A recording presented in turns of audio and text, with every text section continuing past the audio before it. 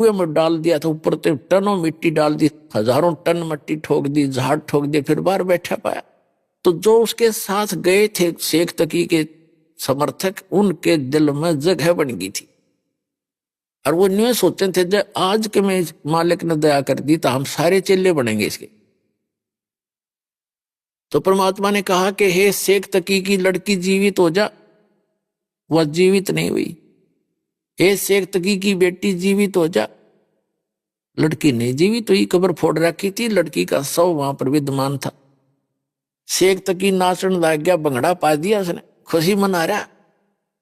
अपनी बेटी के ना जीने की गम नहीं, कबीर साहब के हारने की खुशी मना रहा है वो पशु। तो उसी समय परमात्मा ने कहा कि डट जा, तो शेख तकी शांति कर छोड़ी।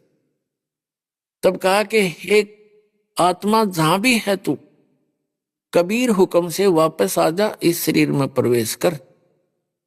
इतना ही कहा था मालिक ने। वो तो जान के कर रहे थे कि ना नाच कूद लेने दे, थोड़ा इसकी असलियत का पता लग जाएगा जनता को।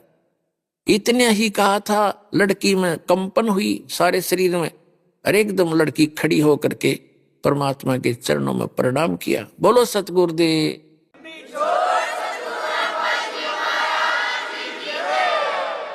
उसका नाम कमाली रखा। लोगों ने कहा कमाल कर दिया, कमाल कर दिया। लड़की का नाम कमाली रखा। उस लड़के का नाम कमाल रखा था जो नहर से बहता हुआ मुर्दा जीवित किया था। तो लड़की ने खड़ा होकर के 1.5 घंटे 2 घंटे तक प्रवचन किए।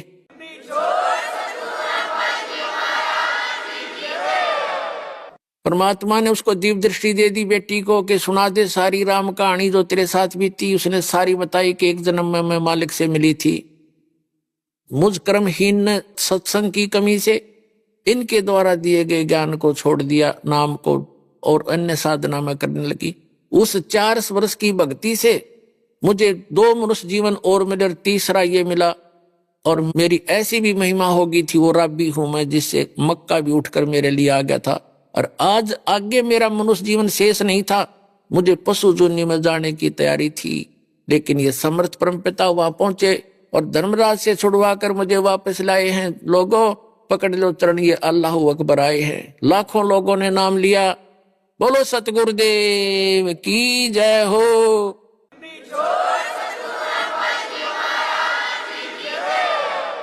लेकिन शेख तकी की गर्दन मुड़ी नहीं। उन्होंने तो कसम खा रहा किया कि हम एक अल्लाह के सामने शीश झुकाएंगे और के सामने नहीं। अल्लाह सामने खड़ा और टट्टू न झुकाओगे शीश, फिर सारे कुछ करके दिखा दिया, फिर भी न गए अल्लाह को शीश